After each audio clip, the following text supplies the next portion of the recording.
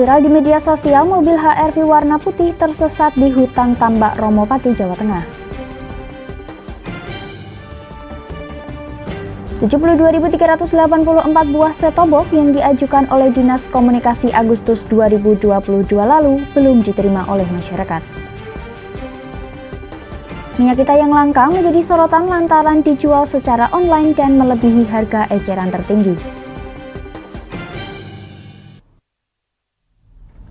Selamat sore pemirsa, saya Puji Lestari, inilah Jateng hari ini.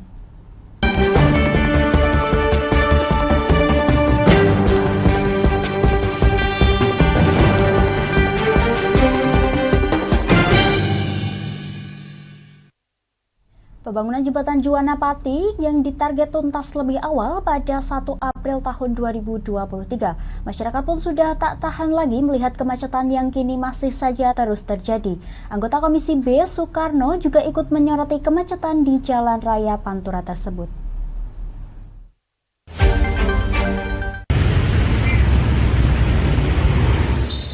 Macet di Juwana bukan lagi jadi keresahan pengguna jalan, namun sudah jadi makanan sehari-hari oleh pengguna yang melintasi Jalan Raya Pantura, Pati Rembang. Berbagai upaya juga telah dilakukan seperti menerjunkan petugas, mengalihkan ke jalan alternatif hingga memberlakukan sistem flashing di beberapa titik. Namun dari upaya tersebut belum juga berhasil mengurai kemacetan yang kerap kali terjadi di Jalan Raya Pantura yang menghubungkan Jawa Tengah dengan Jawa Timur tersebut. Soekarno selaku anggota Komisi B menuturkan bahwa kemacetan ini sudah sepatutnya ditangani dengan kerjasama dari berbagai pihak.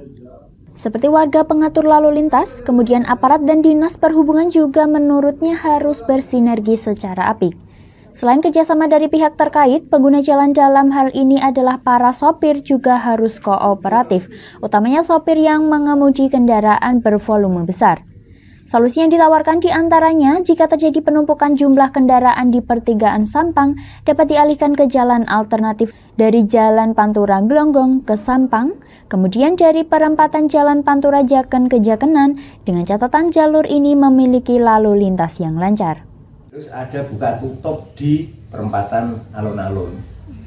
Karena kalau dari selatan depan masjid maupun dari timur alun-alun itu kalau mau masuk ke kiri itu juga menyebabkan tersendatnya. Itu kalau alternatifnya dimasukkan lewat Tugu Sukun, bekas terminal, saya kira itu malah lebih lancar. Karena itu kan searah kalau mau ke timur. Cuma yaitu tadi kalau jam-jam tertentu yang menyebabkan kemacetan itu bisa akses yang menuju atau masuk ke alun-alun maupun masjid itu ditutup. Pihaknya juga menyoroti upaya warga yang membantu dalam mengatur lalu lintas. Banyak para pengguna jalan yang turut membantu, baik truk pengangkut barang, mobil pribadi maupun sepeda motor. Meski begitu, upaya ini terkadang justru semakin menambah kemacetan. Hal ini lantaran banyak dari pengguna jalan yang memberikan upah, sehingga terkadang warga yang mengatur memprioritaskan untuk penyeberangan. Dari Pati, Mutia Parasti, Lingkar TV melaporkan. Penerapan flashing yang sempat menjadi soal lantaran bukannya mengurai kemacetan, justru membuat situasi menjadi semrawut lantaran banyak kendaraan yang tidak mau bergantian saat melalui persimpangan. Untuk mengetahui situasi di lokasi, kami telah terhubung dengan rekan Mutia Parasti. Mutia, bagaimana kondisi di tempat Anda mengabarkan sekarang? Ya, baik Puji dan juga pemirsa, dapat kami kabarkan tepatnya saya sedang berada di pertigaan Ngebruk, di mana terpantau di lokasi saat ini dan sejak pagi hari ini tadi di pertigaan Ngebruk sendiri diberlakukan flashing, yaitu lampu apil diberlakukan berwarna orange atau berkedip pertanda hati-hati. Namun untuk hari ini situasi di pertigaan ini terpantau tidak macet, namun di sini juga banyak sekali kendaraan dengan muatan besar seperti truk-truk yang melintas. Namun pada hari ini tidak ada penumpukan kendaraan di pertigaan ini. Begitu, Puji. Baik Mutia, apakah di lokasi Anda mengabarkan sekarang ini untuk flashingnya itu masih diterapkan atau sudah normal kembali? Ya, baik Puji, untuk flashing sendiri di sini masih diterapkan. Namun beberapa waktu yang lalu, seperti hari Sabtu dan Minggu, lampu juga masih diterapkan, namun kondisi sangat semrawut. Banyak dari truk-truk yang mengular di Jalan Juwana Todanan dan Jalan Raya Pantura. Dan dari masyarakat sendiri, ketika menyeberang dari Jalan Juwana Todanan menuju ke Jalan Raya Pantura cukup kesulitan sehingga dibantu oleh warga sekitar. Gitu, Puji. Baik Mutia, apakah saat ini juga masih terlihat untuk warga yang ikut membantu dalam mengatur jalan? Ya, untuk warga yang membantu sendiri saat ini terlihat bahwasanya di pertigaan ini tidak ada, tapi dari warga standby di dekat pertigaan untuk memantau situasi jika nanti terjadi kenaikan volume kendaraan yang mengular di pertigaan ini. Dari pihak warga sendiri juga selalu standby di sini secara bergantian, yang mana dari warga sendiri juga cukup banyak personilnya. Begitu, Puji. Baik Mutia, terima kasih Mutia atas laporan langsung dari lokasi. Selamat kembali bertugas. Dugaan pencemaran nama baik yang dilakukan oleh Gubernur Jawa Tengah Ganjar Pranowo kepada Lingkar Media Group dengan menyebut Lingkar Media Group sebagai media ora cetha saat diwawancarai soal Maja Juwana. Arogansi Gubernur Ganjar Pranowo ini memancing reaksi kepada sejumlah pihak. Salah satunya yang paling vokal adalah menyorot dalam hal ini adalah Ormas Mantra. Saat ini kami telah terhubung dengan Ketua Umum Ormas Mantra, Bung Pri. Seperti apa dukungan Ormas Mantra kepada Lingkar Media Group? Inilah dialog interaktif pimpinan redaksi Lingkar TV dengan Bung Pri. Baik, pemirsa Lingkar TV, bersama saya Nailin RA di studio Lingkar TV. Sudah bersama saya, dia adalah Bung Pri, merupakan seorang tokoh yang berjuang di bidang pengawalan politik dan kebijakan publik. Ia adalah seorang tokoh pergerakan ya Bang Pri. Betul. Jadi adalah seorang ketua Ormas Mantra. Mungkin bisa dijelaskan dulu kepada pemirsa kami Bung Pri, Ormas Mantra itu apa ya? Oke, terima kasih. Selamat sore para pemirsa dimanapun yang berada. Kami Ketua Umum Mantra, yang mana Mantra ini adalah merupakan organisasi masyarakat ya.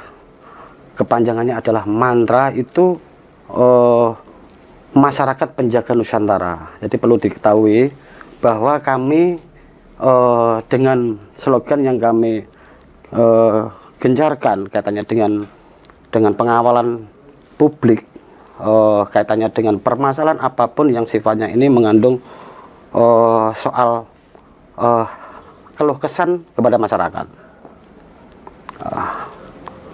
Jadi kami terima kasih telah diundang oleh Lingkar TV, dikasih ruang waktu untuk dialog bersama Mbak Nelin selaku pimpinan redaksi Lingkar TV ya Mbak Nelin ya. Terima kasih banget. Mungkin apa yang perlu ditanyakan kepada kami akan terbuka dan kami akan mengupas, memberikan solusi-solusi jika ini merupakan salah satu kepentingan bagi masyarakat umum. Oke Bung Pri, ini yang bikin saya penasaran adalah mengapa Ormas Mantra ini mau berdiri di garda terdepan untuk mengawal Lingkar Media Group dalam melaporkan Ganjar. Jadi seperti ini, karena saya ini melihat dengan hasil video yang kemarin Pak Ganjar menceritakan katanya dengan media era cetha ini adalah bagian dari Ormas Mantra. Karena apa?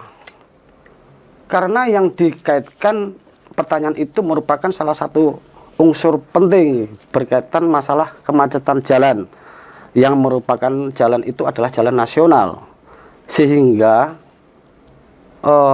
pemerintah kabupaten atau pemerintah provinsi harus tanggap dengan hal itu ketika apalagi wartawan menanyakan soal kaitannya dengan kemacetan. Karena apa? Peran pers ini sangat penting Mbak Nelin.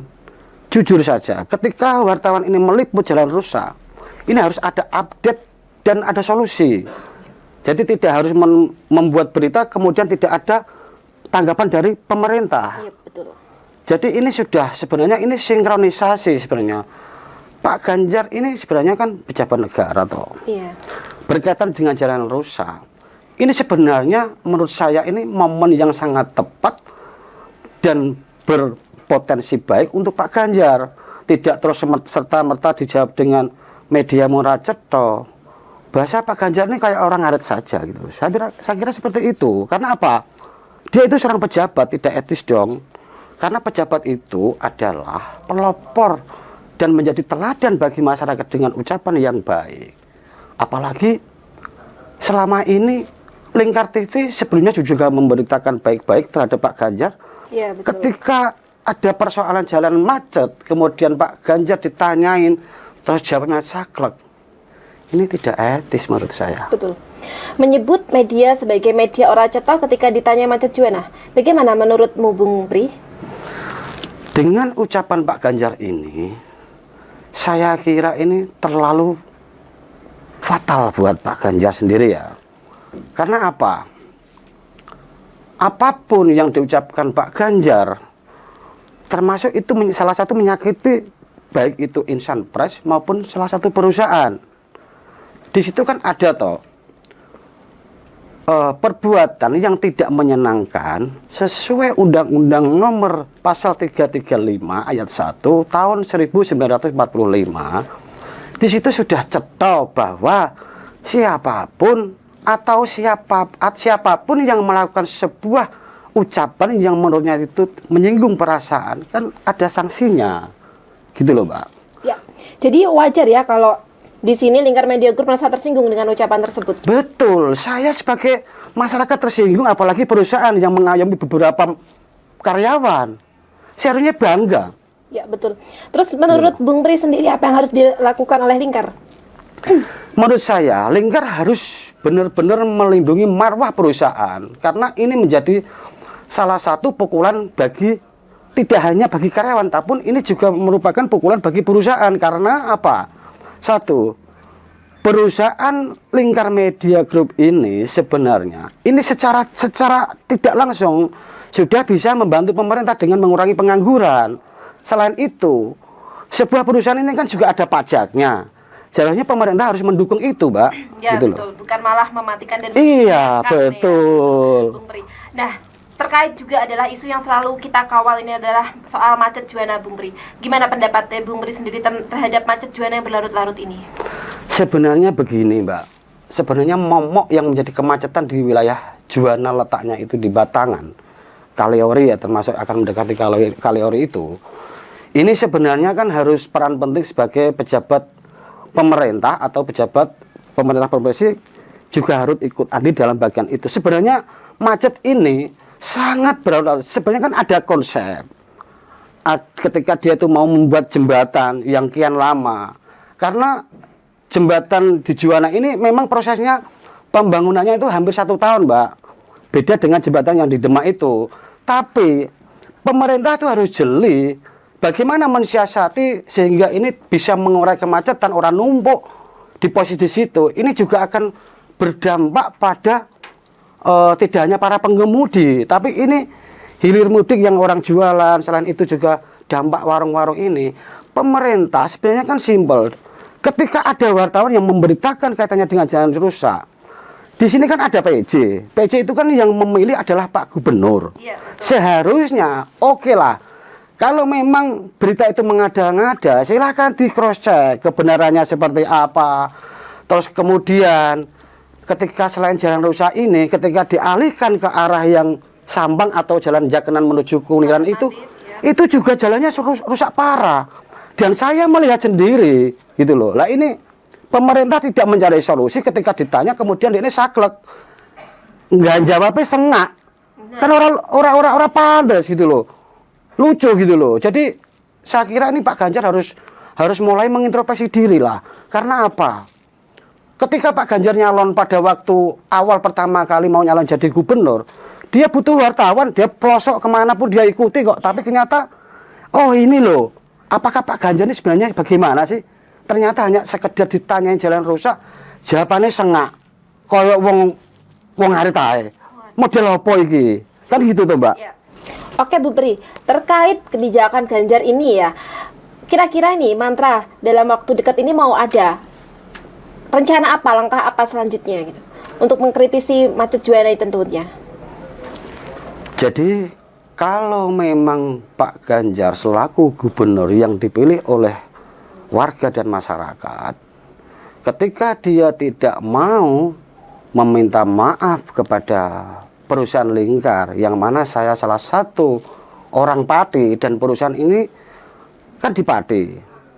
Kalau dia tidak mau minta maaf, ataupun dia sudah minta maaf, saya akan melakukan aksi.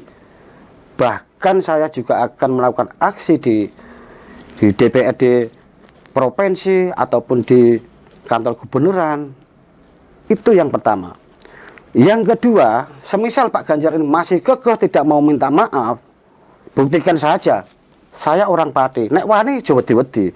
Saya akan menggelar aksi besar-besaran.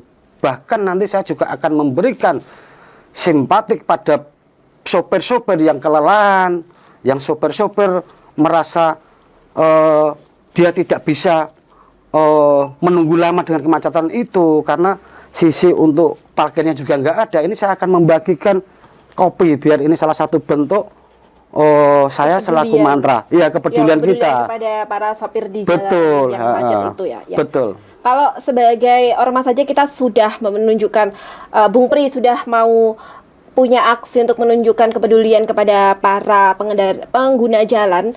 Tentunya sebagai gubernur harusnya lebih peka, ngonten nggih? Betul, Bung Pri, betul ya? Mbak Nelin. Oke, harapan mantra sendiri apa Pak? Agar kejadian seperti ini tuh tidak terulang kembali. Harapan kami yang jelas, Pak Ganjar harus mulai mengintrospeksi diri. Yang pertama. Kemudian sebenarnya banyak PR yang harus dikerjakan oleh Pak Ganjar sendiri. Selain ucapan, dia juga mempunyai tanggung jawab yang sangat luar biasa. Karena apa? PR selain jalan rusak, ini kan ada banyak keluh kesah lagi kaitannya dengan warga yang selama ini menjadi kebingungan berkaitan dengan pembelian subsidi solar. Yang subsidi loh, Mbak. Oh iya, yang subsidi. Ya, ini kan harus membeli subsidi itu kan pakai aplikasi, Mbak. Lah ini juga dibingungkan. Saya sebagai ormas mantra, ini saya juga harus menyerap aspirasi mereka, gitu loh. Sebenarnya Pak Ganjar itu jangan kalau dia itu semisal contoh lah. Dia itu jangan ketika dia itu mau menyalonkan diri kemudian baik-baik kemudian setelah jadi dia lupa. Istilahnya orang Jawa itu kacang lupa kulitnya. Jangan seperti itu. Karena saya sendiri juga termasuk berhak ketika Pak Ganjar salah, saya sebagai masyarakat mewakili masyarakat, saya berhak untuk mengingatkan gitu, Mbak. Jadi kita tidak diam. Bahkan kalau memang berkaitan dengan ucapannya Pak Ganjar, jika tidak mau minta maaf kepada perusahaan Lingkar yang notabene Lingkar ini sudah beberapa ada kantor di mana-mana, ini kita akan kawal, Mbak. Kita akan kawal dengan laporan itu. Kemana ini, Bung? Kawal untuk apa? Ketika ini menjadi proses hukum yang arahnya ke pidana, kemudian akan dilaporkan ke Polda, ke Mabes Polri, ke KPK, saya akan ikuti, saya akan kawal Lingkar Media Group ini, Mbak. Baik, terakhir Bung Pri, mungkin ada himbauan kepada masyarakat pemirsa Lingkar TV di rumah. Oke, terima kasih. Khususnya saya selaku Ketua Umum Mantra, masyarakat penjaga Nusantara menghimbau semua masyarakat Jawa Tengah jangan takut ketika ada persoalan kepada siapapun. Yang jelas pada prinsipnya kita di jalur yang benar. Dan mantra akan mengawal siapapun yang membutuhkan mantra, saya siap akan hadir. Yang penting masyarakat harus benar-benar ketika mengawal segala sesuatu harus didasari dengan keberanian dan di posisi yang benar. Harapan kami seperti itu, Mbak Nelin. Baik, terima kasih Bung Pri, ini sangat menguatkan sekali, terkhusus bagi kami Lingkar Media Group. Di sini saya mewakili Lingkar Media Group. Berterima kasih sekali atas support dan dukungan dari Ormas Mantra ini. Demikian pemirsa Lingkar TV, tiada gading yang tak retak. Apabila kami, perusahaan Lingkar Media Group yang melakukan kesalahan, maka kami dengan legowo akan meminta maaf kepada Gubernur Ganjar. Pun sebaliknya, Apabila Gubernur Ganjar yang melakukan kesalahan, kami berharap Gubernur Ganjar berbesar hati untuk meminta maaf secara resmi atas ucapannya yang menyakiti perusahaan kami di depan umum. Dan apabila hal itu tidak dilakukan Gubernur Ganjar setelah kami melayangkan somasi 3 kali 24 jam, maka selanjutnya kami akan melakukan langkah hukum selanjutnya karena kami berada di negara hukum. Demikian, kembali ke Puji. Baik, terima kasih pimpinan redaksi Lingkar TV, Nailin RA dan Bung Pri selaku Ketua Umum Ormas Mantra. Baik pemirsa, kami akan jeda sejenak, tetap bersama kami di Jateng hari ini.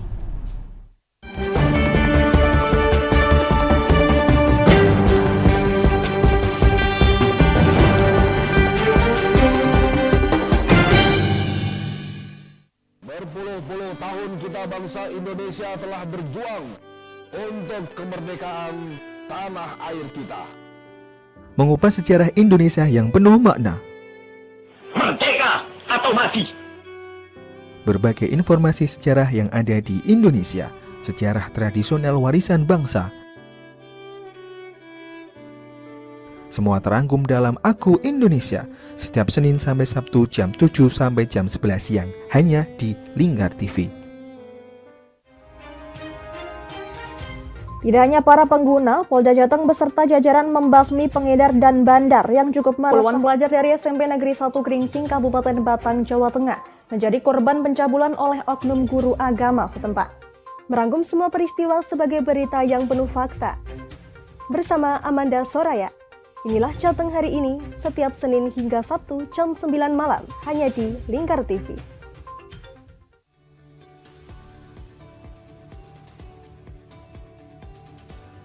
Selamat siang pemirsa, bersama saya Galus Karkinanti. Inilah Jateng, terakhirnya tertabrak truk dan terseret hingga belasan meter. Informasi-informasi terkini akan kami sajikan untuk Anda dalam Jateng terkini, setiap jam 12 malam hanya di Lingkar TV. Oke, kembali lagi di Ngobrol Inspirasi. Kini Kak Uns akan menemani sore Anda dengan topik-topik yang menarik. Adik, kita tak selamanya indah, adik. Kayak gitu ya.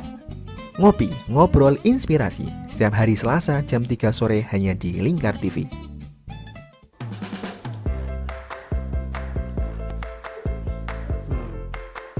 Petualangan yang menarik sang pencinta kuliner. Mantul tetap mantap rasanya pemirsa. Menikmati setiap makanan yang lezat dan mantap saat dihidangkan. Semua hadir di Wayang Kulineran setiap hari Minggu jam 11 siang hanya di Lingkar TV.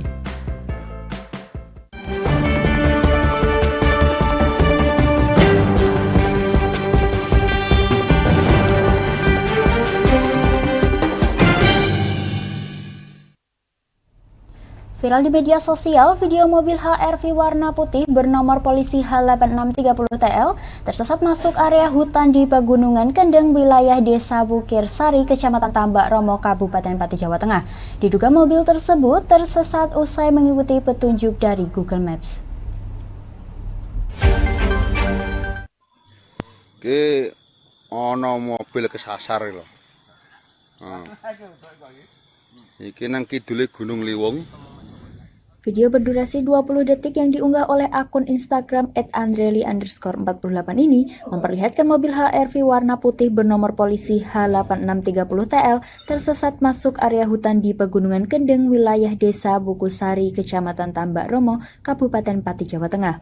Kejadian tersebut berlangsung pada hari Sabtu 11 Februari tahun 2023 pukul 1 waktu dini hari, di mana Sigit Yuda Pradana selaku pengendara mobil HR-V tersebut baru tersadar bahwa mobil yang ia kendarai terperosok ke dalam hutan. Menurut pengakuan Mirza Nur Hidayat selaku camat Tambak Romo, mengaku ada yang janggal mengenai tersesatnya korban, lantaran mobil tersebut terperosok cukup jauh dan tidak ada bekas ban pada tanah yang telah dilalui, padahal malam itu usai diguyur hujan yang berlumpur. Menurut Mirza, akses menuju titik berhentinya korban juga merupakan area hutan gundul yang jauh dari jalan raya, serta banyak bebatuan dan pohon jati yang tidak mungkin dapat dilewati oleh mobil. Totok selaku pemilik bengkel yang ikut membantu dalam mengevaluasi mobil HR-V warna putih tersebut juga menemukan banyak kejanggalan dari situasi tersebut, mengingat medan yang ada tidak mungkin dapat dilalui oleh mobil. Saya naik pakai wing sampai polsek sini tuh mengatakan, Pak gak iso Pak bek tulungi wong mobilmu mbok iso mbok ora kan dari dilihat dari jalannya sempit. Jangan tahu tadi kan tanjakannya pertama itu loh, itu ngewing saya ngewing 2 kali. Loh, logika aja ya, mobil nggak 4x4 ban standar kok bisa naik ke tempat itu kan nggak mungkin gitu. Terus di tikungan yang tadi bekas ada batu-batu itu tak singkirin. Nah itu kan nggak mungkin, wong saya lewat itu aja tak lompatno. Padahal mobilnya kan dia posisi di bawah itu kan masih bagus, bempernya apanya itu kan tetap bersih kan. Sigit selaku pengendara mobil mengaku bahwa dirinya mencari jalan alternatif melalui Google Maps untuk menghindari kemacetan yang terjadi di Jalan Pantura Juwana Pati. Sigit yang berencana pulang ke Pasuruan tersebut nampak tak menyangka bahwa mobil yang dirinya kendarai ini justru terperosok ke hutan jauh dari jalan raya. Kejadian tersebut hingga kini masih meninggalkan tanda tanya bagi warga setempat, ditambah lagi video yang viral di media sosial tersebut. Kini juga telah ditonton oleh masyarakat secara luas. Dari Pati, tim Lingkar TV melaporkan. Sebanyak 72.384 buah pengajuan set-top box yang diajukan Dinas Komunikasi dan Informatika Kabupaten Pati hingga kini belum turun. Set-top box tersebut diajukan sejak Agustus tahun 2022 lalu dan hingga kini belum diterima oleh masyarakat.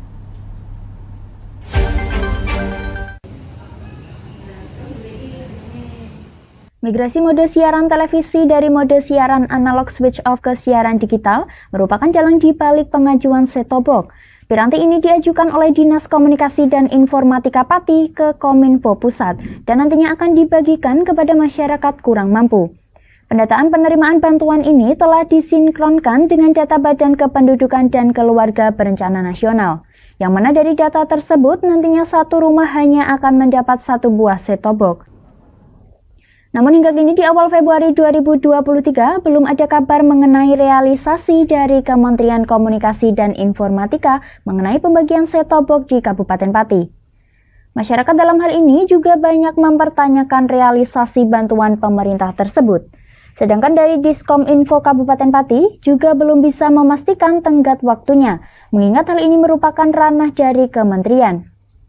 Diskominfo hingga kini juga telah menjalin komunikasi dengan kementerian terkait perkara ini, namun masih belum ada jawaban secara pasti.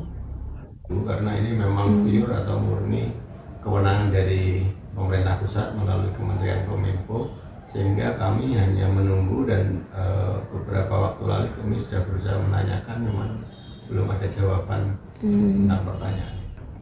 Masyarakat diimbau sabar menunggu realisasi ini. Diskominfo juga akan segera mendistribusikan set-top box jika sudah terrealisasi dari kementerian. Pihak Diskominfo juga membuka komunikasi kepada masyarakat melalui kanal lapor BUP sehingga masyarakat dapat menanyakan terkait realisasi bantuan set-top box maupun pertanyaan lainnya. Dari Pati, Mutia Parasti, Lingkar TV melaporkan. Kami akan jeda sejenak pemirsa, tetap bersama kami di Jateng hari ini.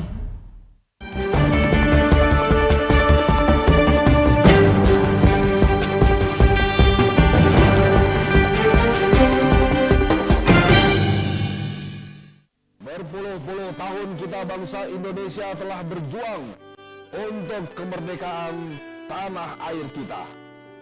Mengupas sejarah Indonesia yang penuh makna. Merdeka atau mati. Berbagai informasi sejarah yang ada di Indonesia, sejarah tradisional warisan bangsa. Semua terangkum dalam Aku Indonesia, setiap Senin sampai Sabtu jam 7 sampai jam 11 siang, hanya di Lingkar TV. Tidak hanya para pengguna, Polda Jateng beserta jajaran membasmi pengedar dan bandar yang cukup meresahkan. Puluhan pelajar dari SMP Negeri 1 Gringsing, Kabupaten Batang, Jawa Tengah, menjadi korban pencabulan oleh oknum guru agama setempat. Merangkum semua peristiwa sebagai berita yang penuh fakta. bersama Amanda Soraya. Inilah Jateng hari ini, setiap Senin hingga Sabtu jam 9 malam, hanya di Lingkar TV.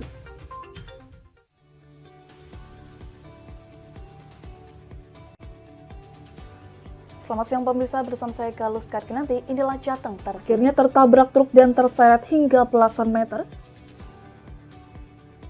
Informasi-informasi terkini akan kami sajikan untuk Anda dalam Jateng terkini, setiap jam 12 malam hanya di Lingkar TV. Oke, kembali lagi di Ngobrol Inspirasi. Kini Kak Uns akan menemani sore Anda dengan topik-topik yang menarik. Adik, kita tak selamanya indah, adik. Kayak gitu ya. Ngopi, ngobrol inspirasi, setiap hari Selasa jam 3 sore hanya di Lingkar TV.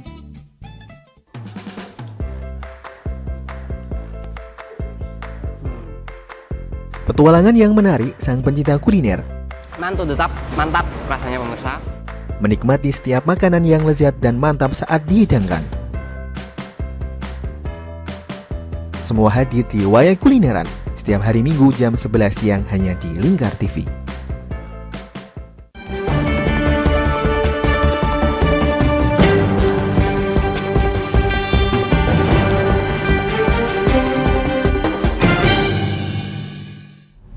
Pemerintah Kota Solo bakal merevitalisasi Masjid Agung Solo tahun ini. Wali Kota Solo Gibran Rakabuming Raka memastikan bahwa revitalisasi akan direalisasikan tahun ini setelah sempat tertunda 2 tahun terakhir karena pandemi COVID-19.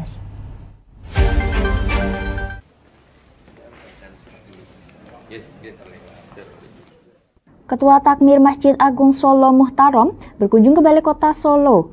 Ia datang untuk menemui Wali Kota Solo Gibran Rakabuming Raka dalam rangka koordinasi revitalisasi Masjid Agung Solo. Dari pertemuan itu, Muhtarom berharap agar Masjid Agung dapat segera menerima perbaikan. Hal tersebut untuk mengatasi pelapukan yang terjadi pada bangunan utama yang mayoritas terdiri dari bahan kayu. Muhtarom mengatakan bahwa sebagai salah satu wisata religi yang ada di Kota Solo, menurutnya revitalisasi Masjid Agung harus segera dilaksanakan. Selain itu, pengurus masjid telah memiliki master plan revitalisasi Masjid Agung Solo yang dibuat oleh Kementerian PUPR. Muhtarom juga menambahkan bahwa Masjid Agung Solo sejak didirikan hingga saat ini belum pernah direvitalisasi sama sekali. Untuk mempertahankan bangunan, Muhtarom menjelaskan bahwa selama ini hanya dilakukan rehab ringan saja. Agung adalah masjid negara. Tentu dalam pelaksanaannya, pengelolaannya, manajemennya juga harus koordinasi dengan pemerintah. Dalam hari ini tentu dalam mengawal bagaimana cagar budaya ini bisa masjid sebagai cagar budaya nasional itu bisa kita kawal, bisa kita lestarikan dari sisi aspek bangunannya maupun dari aspek tata nilainya. Menanggapi hal tersebut, Gibran Rakabuming Raka mengatakan bahwa revitalisasi Keraton Kasunanan dan Masjid Agung harus selaras. Gibran juga menjelaskan bahwa proses revitalisasi tersebut akan dilakukan secara bertahap. Hal tersebut mengingat kerusakan di Masjid Agung yang dapat dilihat secara kasat mata. Nanti revitalisasi Keraton Kasunanan dan Masjid Agung harus selaras. Tapi kayaknya beda paket. Intinya tadi sudah saya sampaikan ke beliau bahwa yang akan kita garap dulu adalah gerbang Geladak dan alun-alun selatan. Intinya sesuai pertemuan kemarin dengan Gusti Purboyo, yang akan kita sentuh dulu adalah gerbang Geladak dan alun-alun. Ini untuk yang pertama awalan ya. Gibran menekankan bahwa semua merupakan bangunan cagar budaya sehingga perlu perhatian dan pendekatan khusus. Dari Solo, Raditya Hirmansyah, Lingkar TV melaporkan. Untuk mengetahui situasi di lokasi, kami telah terhubung dengan rekan kami Raditya Hirmansyah. Raditya, bagaimana kondisi Masjid Agung Surakarta saat ini mengingat masjid bersejarah tersebut nantinya akan dilakukan revitalisasi? Ya, Fuji, saya melaporkan di Masjid Agung Solo. Saya saat ini berada tepat di depan Masjid Agung Solo. melaporkan kondisi terkini bahwa di Masjid Agung Solo sendiri yang rencananya akan direvitalisasi oleh pemerintah Kota Solo sendiri. Tadi saya sempat melihat bahwa di bangunan utama Masjid Agung Solo terlihat bahwa sejumlah kayu penyangga atau kayu yang ada di bangunan utama itu tampak terlihat lapuk atau retak yang sangat rawan rusak ya, sehingga harus diperhatikan secara khusus untuk menjaga bangunan tersebut, mengingat bangunan dari Masjid Agung sendiri merupakan bangunan cagar budaya yang harus terus terjaga kelestariannya. Terkait revitalisasi sendiri yang akan dilakukan oleh pemerintah Kota Solo, Wali Kota Solo Gibran Rakabuming Raka tadi menyampaikan bahwa revitalisasi akan dilakukan pada tahun ini, mengingat bahwa revitalisasi sendiri sudah pernah akan dilakukan pada tahun sebelumnya, namun tertunda akibat adanya pandemi COVID-19 seperti itu. Baik Radit, kalau bisa Anda gambarkan secara kasat mata kerusakan Masjid Agung Surakarta ini di bagian apa saja, Radit? Seperti yang terlihat bahwa kerusakan yang ada di Masjid Agung Solo sendiri berada di bangunan utama atau di pintu masuk yang ada di Masjid Agung Solo itu sendiri. Kerusakan sendiri ada di kayu-kayu yang ada di bangunan utama seperti di atap atau penyangga yang ada di bangunan itu tersebut. Baik Radit, untuk Masjid Agung ini sendiri akan dilakukan revitalisasi secara total atau bagaimana Radit? Terkait revitalisasi yang dilakukan nanti sepertinya tidak akan dilakukan secara total, hanya di bangunan tertentu saja, ada di beberapa titik saja. Namun untuk apa saja yang dibangun masih belum ada keterangan lebih lanjut dari baik dari pemerintah kota maupun dari Masjid Agung Solo, seperti itu. Baik Radit, untuk bangunan Masjid Agung ini kan menjadi bagian dari cagar budaya. Apakah ada perlakuan khusus nantinya yang akan diterapkan saat revitalisasi? Ya, terima kasih Suci. Untuk perawatan atau revitalisasi yang akan dilakukan nanti juga harus dilakukan secara khusus ya, mengingat bangunan ini merupakan bangunan cagar budaya yang harus dijaga dengan baik-baik dan sangat rawan sekali apabila tidak berhati-hati dalam melakukan pembenahan di Masjid Agung itu sendiri. Seperti yang disampaikan Wali Kota Solo Gibran bahwa proses revitalisasi Masjid Agung akan dilakukan secara hati-hati dan membutuhkan perawatan khusus untuk menjaga bangunan itu sendiri. Semua ini nantinya akan dilakukan bertahap, mengingat bangunan cagar budaya perlu perhatian khusus. Gibran juga menyampaikan bahwa kajian ini sudah lama dan pemerintah Kota Solo telah menerima dari awal pandemi COVID-19 lalu. Seperti itu, Putri. Baik Radit, saat revitalisasi nantinya apakah akan ditutup total? Dan jika ditutup total, apakah ada pengalihan tempat ibadah untuk sementara waktu, Radit? Untuk penutupan sepertinya tidak ada ya. Seperti yang terlihat bahwa untuk nantinya masyarakat masih tetap bisa melakukan atau melaksanakan ibadah di Masjid Agung Solo. Meskipun ada pendidikan yang masih terkait pengalihan dari tempat ibadah itu sendiri juga tidak ada. Nantinya masyarakat juga masih bisa datang dan melaksanakan ibadah di Masjid Agung seperti itu. Baik, terima kasih Radit atas laporan langsungnya dari lokasi. Selamat kembali bertugas. Kami akan jeda sejenak pemirsa, tetap bersama kami di Jateng hari ini.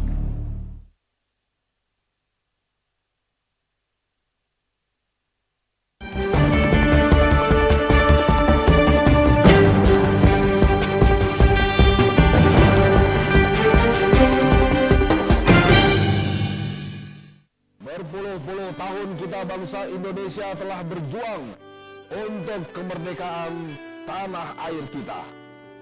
Mengupas sejarah Indonesia yang penuh makna. Merdeka atau mati.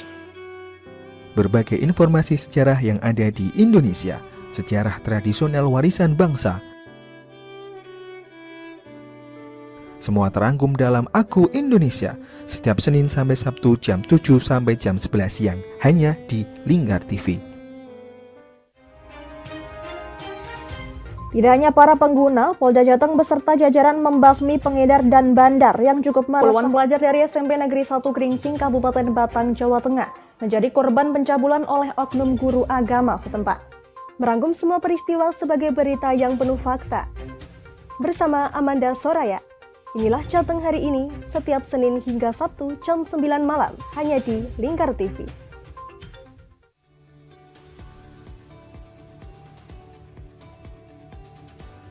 Selamat siang pemirsa, bersama saya Galus Karkinanti. Inilah Jateng terakhirnya tertabrak truk dan terseret hingga belasan meter.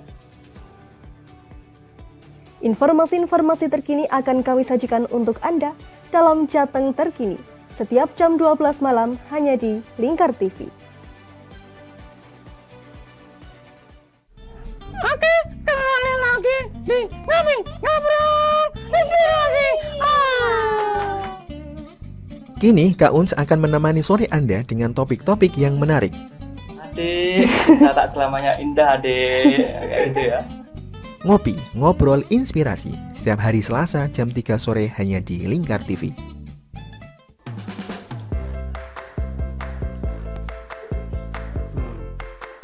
Petualangan yang menarik sang pencinta kuliner.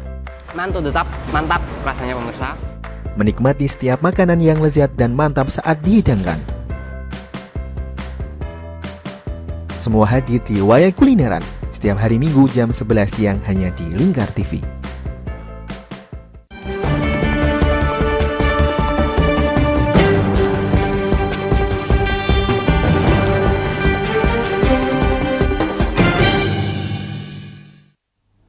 Minyak kita langka di pasaran mendapat sorotan dari Wali Kota Solo Gibran Rakabuming Raka. Pedagang juga dilarang untuk menjual minyak kita yang melebihi harga eceran tertinggi dan juga tidak diperbolehkan untuk menjualnya secara online.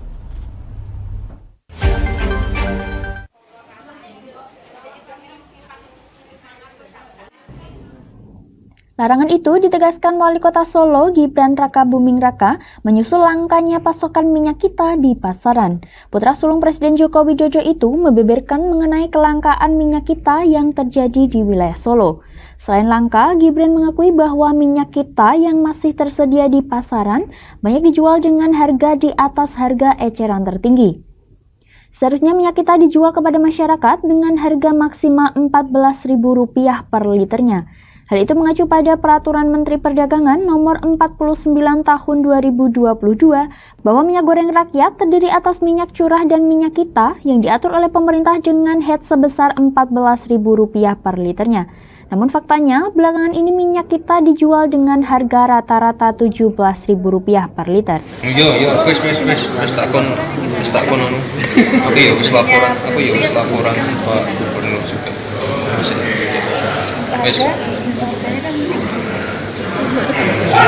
Sesuai harga yang tertera di sini. Tapi sampai 17.000 sama 18.000. Dan nggak boleh dijual online ya minyak kita itu ya. Awas ya.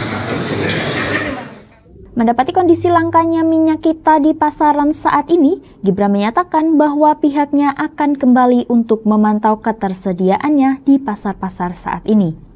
Selain itu, Wali Kota Solo Gibran Rakabuming Raka juga telah melaporkan kelangkaan minyak kita kepada Gubernur Jawa Tengah Ganjar Pranowo.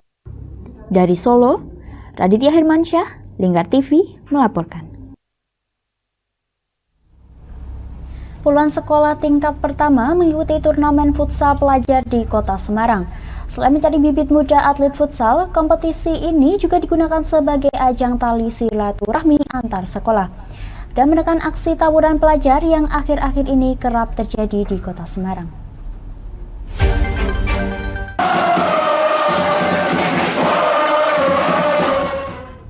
Inilah aksi permainan futsal pelajar sekolah tingkat pertama di Kota Semarang yang digelar di halaman SMA Tengku Umar Semarang. Meski usianya masih muda, kemampuan memainkan bola pun tak diragukan lagi dan patut diacungi jempol. Para pelajar ini mampu memainkan bola seperti layaknya pemain profesional, mulai dari menggiring bola, mengumpan bola ke rekan sesama tim hingga mencetak gol ke gawang lawan.